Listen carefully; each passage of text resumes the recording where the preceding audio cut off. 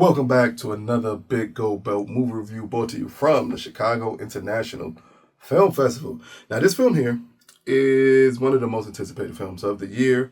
It's a film that a lot of people have been talking about. This one is The Piano Lesson. And here's a quick synopsis. The Charles family grapples with family legacy and difficult decisions as they determine the fate of their family piano, exploring deeper themes along the way. This is directed by Malcolm Washington. It stars Samuel Jackson, David Jason Washington, Ray Fisher, Michael Potts, Danielle Deadwyler, and Corey Hawkins. Now, for anyone who does not know, this is part of a series of plays from Augustus Wilson, who also did Fences, if you remember that from Denzel a couple of years ago.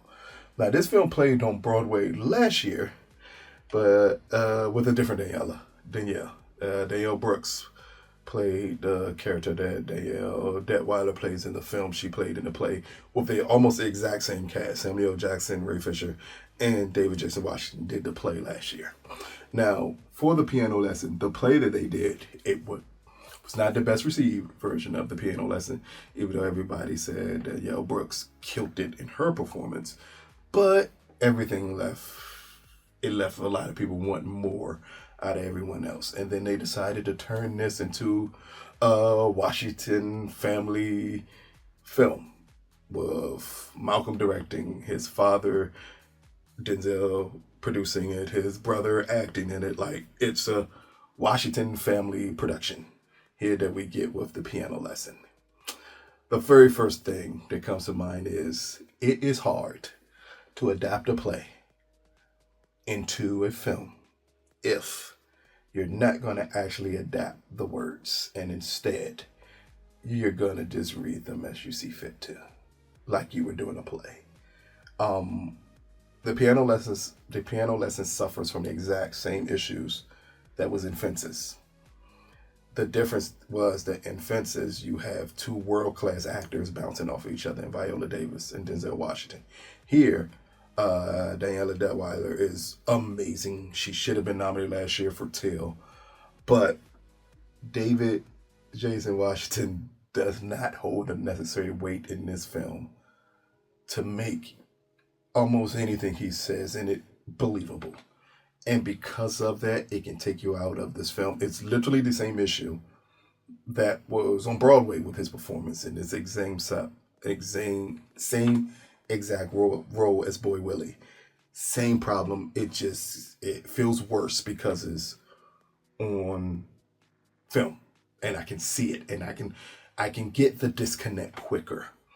And that's what it feels like. A lot of what hurts The Piano Lesson here is, while Malcolm does an amazing job of attempting to set a scene that doesn't fully mirror what you got in the play, but the performances aren't there necessarily to elevate the source material. So instead, you get what feels like actors just reading lines or breaking out to numbers for some odd reason, like musical numbers and things of this nature. Like, none of it feels grounded enough to pull off the film. Again, it looks amazing. Like, it looks great. It's just, besides Daniela doing her best to pull this performance out, it just feels everyone else around her didn't give her what was necessary to make this a great performance. I think Michael Potts, who plays, I just want to get who exactly he plays quickly. He plays Whining Boy.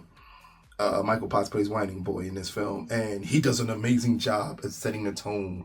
If you've ever seen the play, or if you ever seen any different version of The Piano Lesson plays, Whining Boy is an important character, the way you frame him. And he does a great job at framing Whining Boy perfectly. Samuel Jackson is Samuel Jackson. You're going to get a constant performance from him here. And it's the same that I got on Broadway from him. It was solid. But the other leads really bring down this play. Unfortunately, David J. Washington it became almost unwatchable, as it felt like he was just reading lines and not getting the necessarily emotion behind the lines to understand everything with Boy Willie. And then you had Ray Fisher, who plays Lyman. Also, this is supposed to be closer to a lot of times in the production play side, it plays closer to a comic relief type of character. Here, he plays the character just as him being touched and not comical.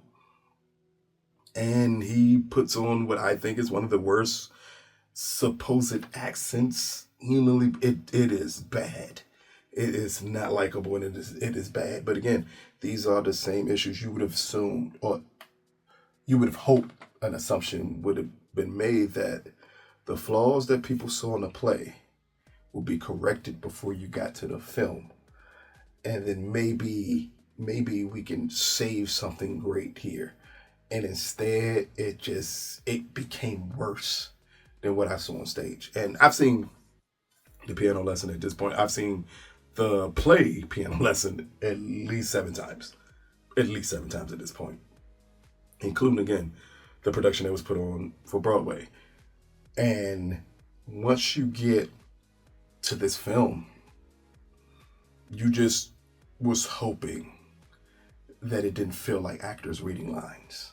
And I think it's really hard when you transition a play to film, of making it feel natural, because that flow of conversation needs to remain natural. Even in Fences, as good of a film as Fences is, and as amazing actors as Denzel and Viola are, it still felt like they were reading lines. But they knew how to elevate that reading of lines to make it something special. And Viola did it better than anyone else, as she encompasses exactly what that means on film. And you kind of needed somebody to do that here with the piano lessons.